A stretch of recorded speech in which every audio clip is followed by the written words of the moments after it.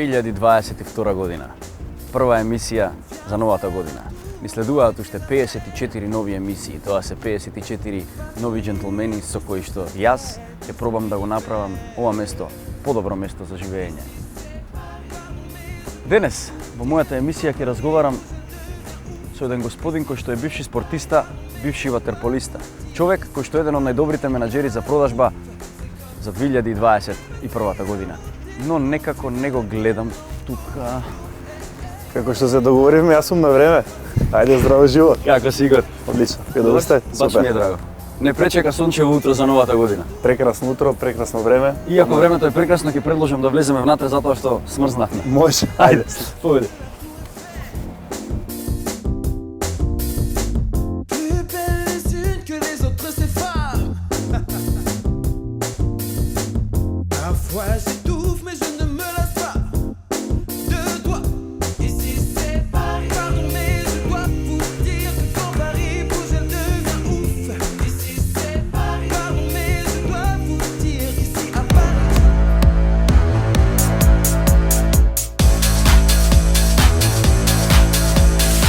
Да се биде млад и успешен во нашето општество е за почит. И навистина тоа треба да се цени. Како што веќе знаете, тука со мене е Игор Милановиќ. И официјално добре ми дојде во натре каде што е топло, конечно малце да се зближиме и да си направиме муавет како што треба. Добре најдов. Да благодарам за поканата за вашата емисија. Се надевам ќе имаме одличен разговор. И јас исто се надевам ќе покаже времето. Би сакал за почеток да те прашам како е да се биде еден од младите и најуспешни менаџери кај нас? Секоја награда, односно секоја навика која што ствараме ние се темели на тоа, односно на нашето однесување и на нашите навики. Да се биде најдобар млад менаџер на годината е начин на кој што јас се водам целиот мој живот, односно дисциплина, манири кои што ги водам и ги негувам уште од мојата млада возраст.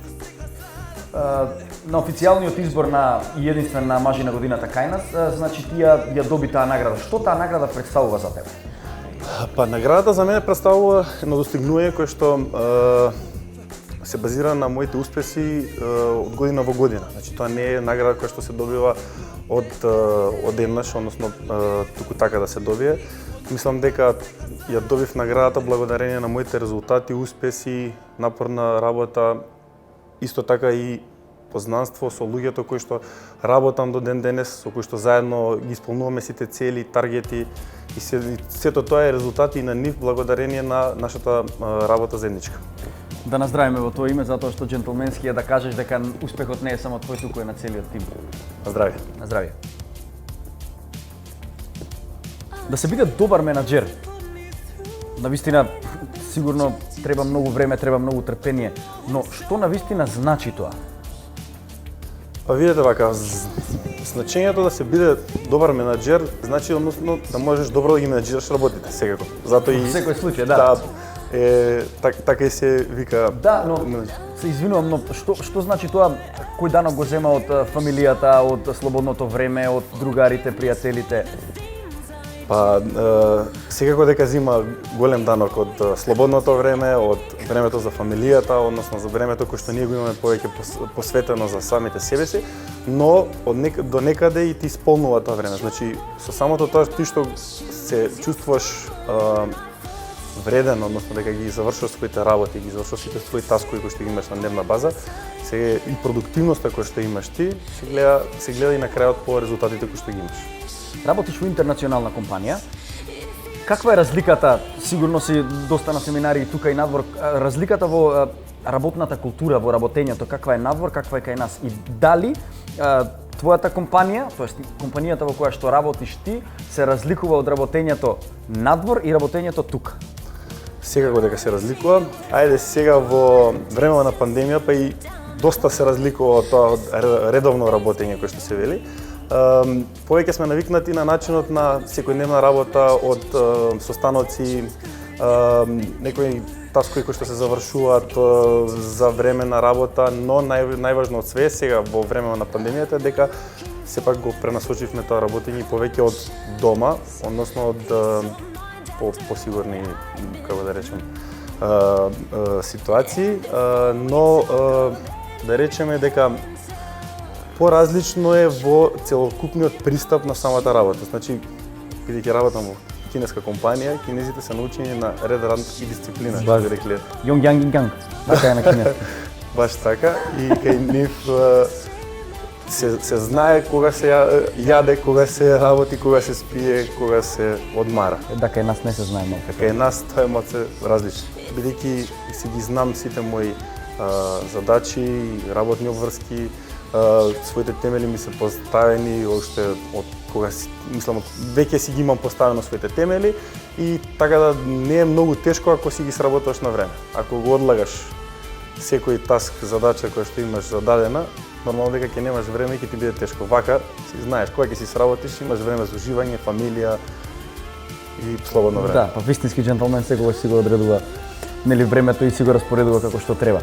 Токму тоа сакав следно да те прашам, како го одржуваш балансот помеѓу дома и работа и дома? Па готово сега дека и едно време од дома се работеше, како да ја сите тие работи?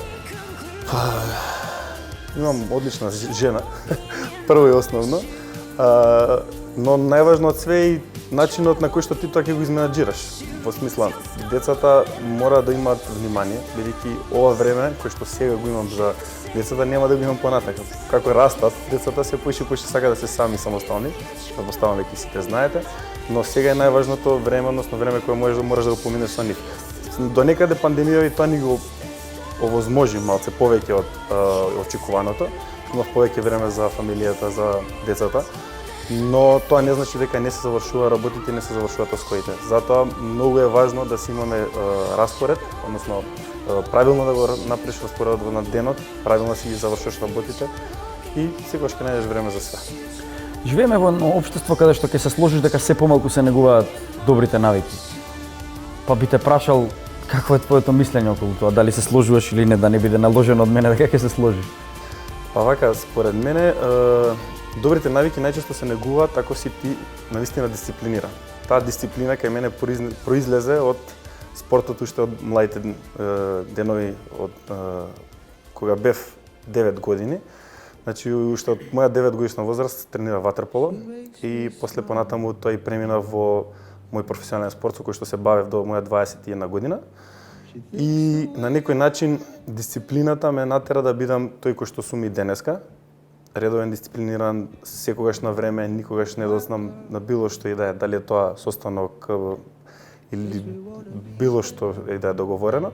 И најважно од све е дека тоа ме направи на некој начин човек кој што во денешно време ретко може да се не да се најде, туку да се изреализира од проста причина што тие дисциплини кои што ги имало во минатото, благодарение, јас би рекол, на војската, бидејќи порано војската беше на некој начин дисциплина која што стекнува мажите, во денешно време таа ја нема. Доколку не си спортист, тешко дека можеш да дојдеш до таа дисциплина. Значи препорачуваш младите што повеќе дојдат на спорт уште од рана возраст. Така. На младите родители им препорачуваш да ги запишуваат децата. Така е. Спортот е секогаш на некој начин дисциплина покрај домашното воспитување кој што го имате од родителите. Спортот е оној на кој што ќе ме научи на дисциплина, на работни обврски, така. Ти доаѓаш од вода, спортот ти е тебе едно место каде што не газиш воопшто на цврсто на земјата, а сепак успеваш да дигнеш ниво. Како е тоа да се биде цело време таму некаде, да правиш успех, а да не ја газиш земјата цврсто? Тешко ли е? Тежок ли е ватерполот? Па морам да признам дека не дека јас сум го тренирал тој спорт, но ватерполот е еден од најтешките спортови да се тренира. Зошто? Затоа што прво и основно основите кои што се базираат и прво не си во атмосфера во која што се и раѓаш, значи не си само на воздух и копно, туку си во вода. Сега за да се научиш да се одржуваш во таа вода, кај што не можеш да допреш на дновот, кај што не можеш да бидеш, мораш да се одржуваш во самата вода, ти требаат сигурно некои 2-3 години само да научиш да се одржуваш на вода. Па понатаму се следните стапки на пливање, техника, тактика и Да. Можам да кажам дека е дефинитивно џентлменски спорт затоа што е тимска работа. Што мисли за тоа? Ватерполото е можеби и еден од најџентлменските спортови. Зошто? Заради тоа што имаш директен контакт со противникот. имаш директна конкуренција која што секогаш зависи од тимската работа. Значи резултатите не се добиваат самостојно, односно не се добиваат од реализација на еден поединец во екипата, туку мора заедно целата екипа. До некаде многу близок на ракометот, но што е предноста кај ватерполото е тоа што во ракометот имате можност кога се враќате во одбрана од напад, имате замена на играчите и може да влезе одбранбен играч додека напаѓачот се враќа. Во ватерполото тоа не е така, туку мора да си и добар и во одбрана и во напад. Да, и не трошиш пари за патеки и за дресови. Така. Покупачи. Да се навратиме малку околу твојата титула, нели, најмлад менаџер. Колку сметаш дека младите кај нас се спремни на ризик? Искрено да ти кажам, мислам дека не се спремни или оние кои што се навистина спремни ја напуштаат државата за жал. Оние кои што навистина себе си се вреднуваат и се ценат, тоа го бараат во странство, затоа што не само ради плата и тоа што ќе одобиат таму, сепак и условите кои што ги имаат во странство се многу поблагодарни отколку кај нас. Мислам дека заради тоа и јас сум во оваа интернационална компанија и имам такви резултати кои што се, заради тоа што они тоа го гледаат, го вреднуваат и имаат повеќе време за мене, односно посветуваат повеќе време за работникот. Не е секогаш дека компанијата ги остварува резултатите ради тоа што компанијата е позната, име, бренд, сето тоа. Секогаш произлегува од внатрешноста, односно од работниците и од тие кои што тоа го реализираат. Според досега кажаното, можеш ли да ми одговориш што е џентлмен? Твое видување многу нормално. Според мене џентлмен се основа на три, да речем, точки. А тоа е, значи прво и основно е домашното воспитување. Значи според мене сето оно кое што произлегува од тебе е од самото воспитување кое што си има од мал, па понатака како си растал и доаѓаш до некој степен. Втор момент е дисциплината која што веќе ја спомнавме, односно работните навики, односи кои што ги имаш на секојдневно ниво. И како трета точка која што би ја рекол е комуникацијата на дневно ниво со луѓе. Според мене колку повеќе пријатели и луѓе имаш околу тебе, толку си побогат. Не се парите по прашање, туку пријателството, односно колку повеќе познанства, толку си и поголем џентлмен. Нормално да се одржуваат тие контакти, да се во редовна комуникација, не само да се каже дека се знаеме. Да, се знаеме. Ќе се видиме, ќе ти звонам. Кажи ми, колку сметаш дека облекувањето има улога во тој еден џентлменски свет, во џентлменската фела, да речеме? Огромно влијание има, покрај тоа што ти како се облекуваш, тоа е односно како и ти се представуваш пред луѓето во околината, односно ако ти внимаваш на себе си, не е само и до облекувањето, туку и до вашето тело. Ако ти на себе си не внимаваш, односно си недисциплиниран и имаш, не сакам некого да навредам, ама имаш запуштен стомак, тоа не значи дека не значи дека не си џентлмен, но не внимаваш на себе си. А тоа е една од клучните работи која што според мене мислам дека те води покрај облекувањето и твојот личен изглед. Да, има логика и би се сложил со тоа, затоа што некој ја има таа дисциплина, некој нема, некој го сваќа тоа поинаку, но ајде, затоа потоа не навлегуваме во таа тема. Што мислиш кога станува збор околу поимот среќа? Како ти ја дефинираш среќата и што за тебе представува среќа? Да ти признам нешто искрено, прв пат во емисија го кажувам, е дека верувам многу во астрологија. Астрологијата е еден дел од таа среќа и верувам во ѕвездите, да не речеме, бидејќи тоа е уствари астрологијата. Самата среќа се базира на енергијата која што вие имате во себе. Доколку ти имаш енергија, мислам дека ќе имаш и многу среќа. Јас се водам по таа точка и по тоа мое видување лично. Апропо муабето што го правевме позади камерите преска околу фреквенцијата, сето тоа вибрирање на енергиите, тоа е уствари тоа. Така тоа нека е мал тизер за нашите гледачи да изгуглат малце да видат што е тоа среќа и што е тоа енергија. Се приметува тоа и се осеќа таа енергија, баш затоа и те прашав околу тоа. Кажи ми, дали уживаш во добра забава? Секако дека уживам во добра забава.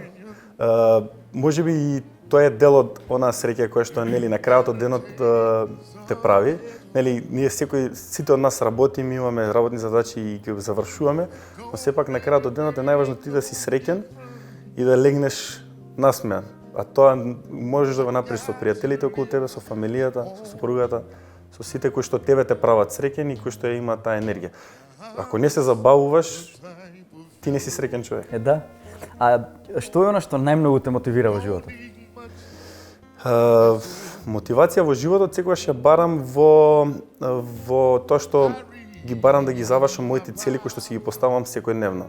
Освен секојдневните цели, мораш да имаш и некои цели кои што ги поставуваш на месечно, годишно или не знам си какво ниво, но според мене таму се темели среќата. Ако можам да кажам дека јас сум 29 години, а веќе сум оженет, имам 2 деца и тоа беше една од моите цели која што ја сакам да ја направам до пред мојата 30 година.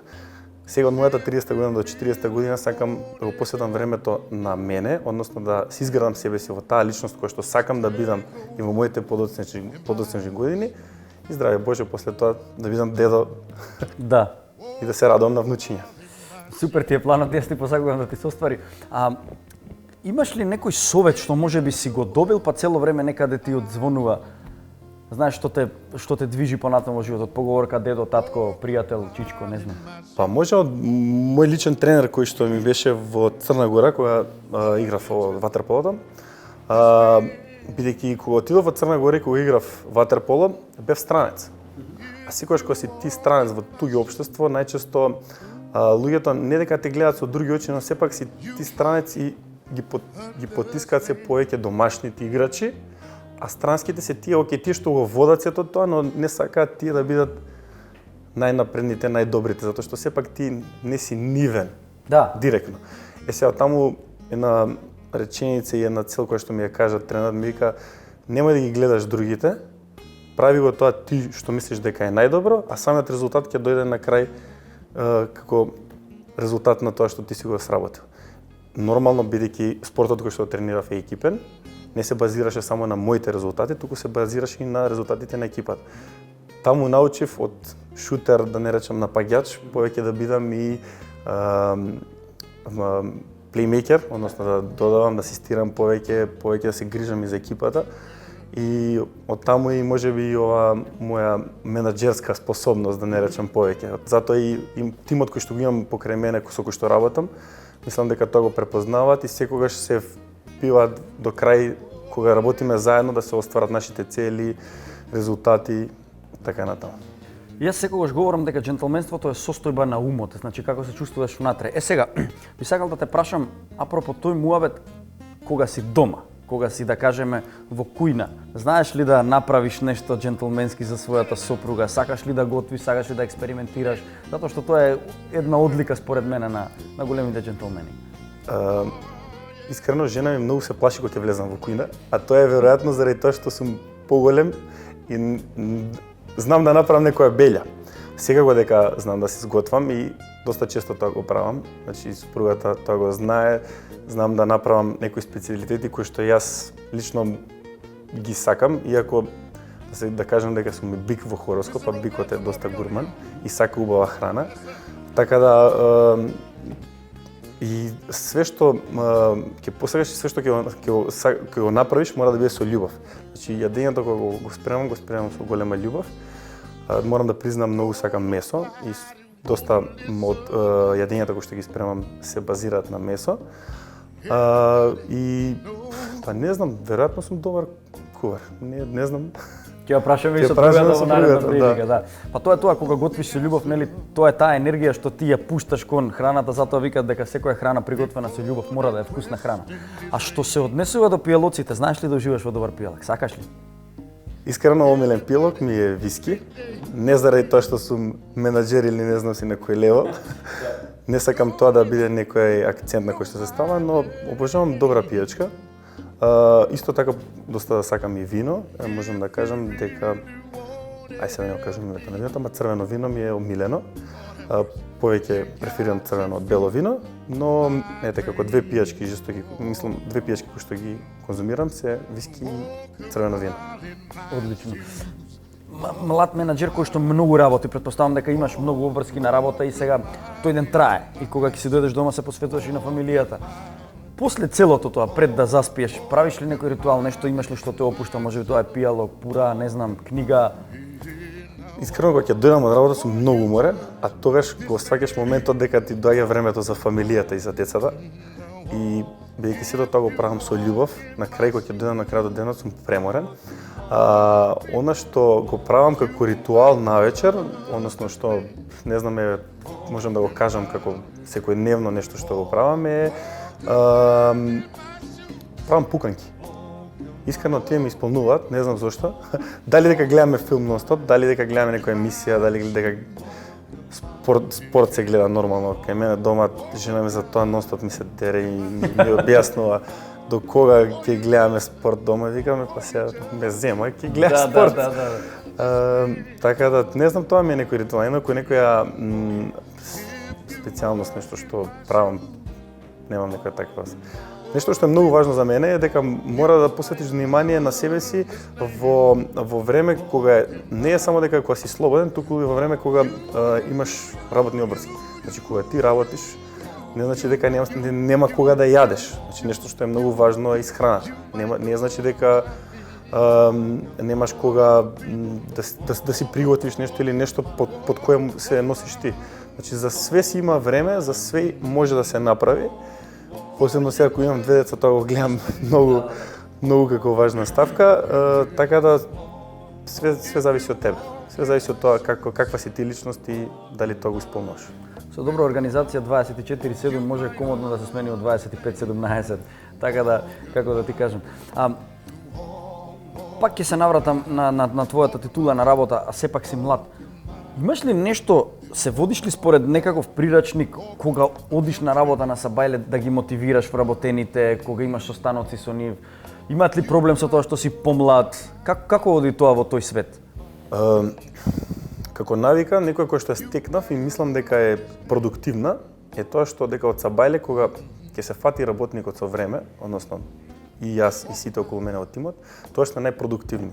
Како изминува денот, мислам дека сме све помалку продуктивни. Не знам дали дека мислите веќе не ти се при крајот на денот на самата работна позиција, но во главно сите таскови состаноци што ги правиме во утрешните часови, во утринските часови. Така да, според мене, нешто по кое што се водам е секогаш од Сабајле да се заврши работата, за доколку, не дај Боже, дојде некоја непланирана активност, состанок или било што, да се има повеќе време во попланените часови, за да може да се вклопи и таа и да се завршат сите цели, задачи и таскови кои што си има во текот на денот, за да не биде утре не сме се завршили работата. А имаат ли проблем со тоа вработените што се постари од тебе, дека имаат надреден шеф што е помлад од нив? Мислам дека тие стереотипи во мојава фирма се тргнати на страна. Во, ајде да речеме, во македонските фирми или во домашните, можеби не е тоа така и се уште се водиме по тие стереотипи дека е постариот секогаш мора да биде. Но тоа не значи дека и они немаат некои подобри мислења или размислувања од мене. Секогаш мораш да го сослушаш и тој што е покрај тебе, па да се дојде до заедничко решение, односно да се заврши работата како што е најдобро, не како што ти стварно мислиш. Па да, како што и на почетокот кажа дека наградата што ја доби за млад менаџер не е само твоја, туку е на целиот тим. Така да тоа е и одговорот на ова прашање. Ти благодарам што одвои време да си помуабетиме на обширни теми, пократко затоа што иначе емисијава ќе ни траеше и 2 емисии можеби. Да, фала ти многу и би наздравил уште еднаш. Продолжи да го правиш тоа што го правиш. Фала ти. Од денешниот гостин, но и од сите други мои гости што ќе бидат понатаму, мислам дека ќе научите многу за доброто однесување, за животот и за џентлменството. Но и ние имаме нешто спремно за вас.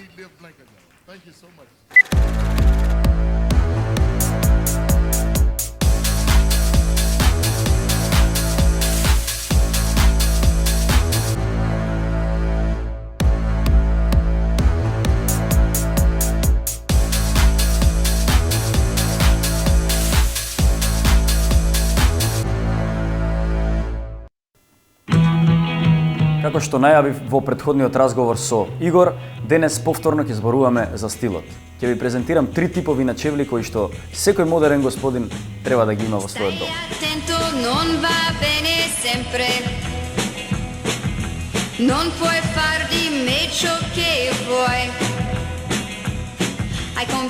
Кога станува збор за облекување, комбинирањето на модните парчиња е клучот за добар изглед, бидејќи секое парче што го носите треба да одговара со останатите. Во изгледот, големо влијание имаат чевлите кои ги носите на вас. Со текот на времето и како модата се развивала од минатото па се до денеска, постојат различни типови на машки чевли. Покрај моделот на чевлите, важна е и бојата и секако типот на гардероба со која ги комбинирате. Како што претходно ви најавив, сега ќе ви презентираме 3 типови на чевли кои што секој господин треба да ги има во својот дом. Па да почнеме. Првиот модел на чевли кои секој маж треба да ги има се Оксфорд чевлите.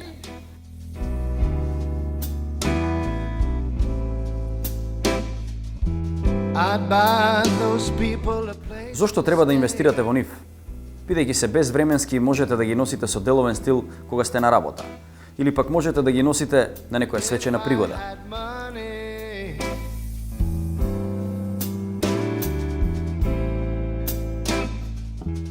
Па како може да ги носите овие чевли?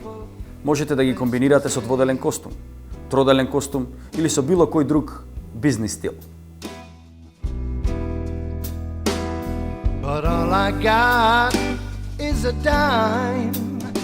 Доколку станува збор за црни Оксфорд чевли, можете да ги носите и со black tie комбинација или кај нас познато како смокинг. Важат за елегантни чевли, бидејќи немаат многу шевови и она што е интересно за нив е што се направени од едно парче на кожа.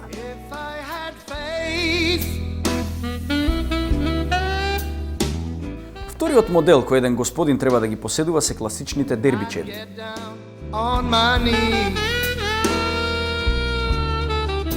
Зошто овие чевли? Поради тоа што се помалку формални за разлика од Оксфорд чевлите, што ги прави повеќе флексибилни и попријатни за носење во текот на денот. Затоа се идеални за оние денови кога сте поголем дел од денот во движење или кога патувате некаде. Она што можете да го забележите кај дерби чевлите е дека поголемиот дел од нив имаат дупчиња на врвот и токму поради тоа се по-кежуал опција за мажите.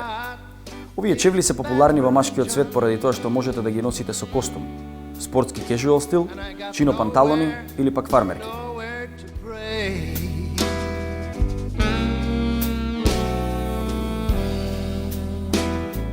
Третиот тип на чевли кој е идеален за овој период од годината е Double Monk Strap чевлите или чевлите со преклоп.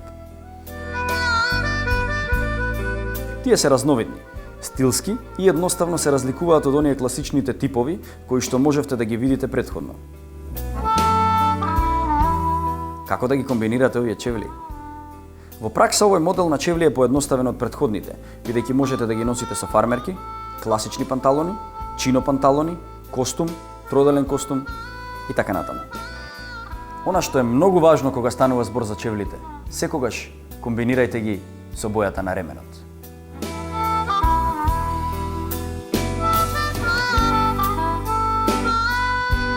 Hai combinato i pasticci che hai voluto. Non pensare che perdoni sempre te. И како што гледате, Gentleman магазин знае да препознае джентлмени во сите области кај сите луѓе, од бизнисмени до спортисти, преку политичари, па се до уметници. Затоа, ние и нашето школа за джентлмени сме тука за вас да го направиме ова место подобро место за живење, да го подобриме светот. Затоа, гледајте Gentleman магазин секоја среда на македонската телевизија, 21:20.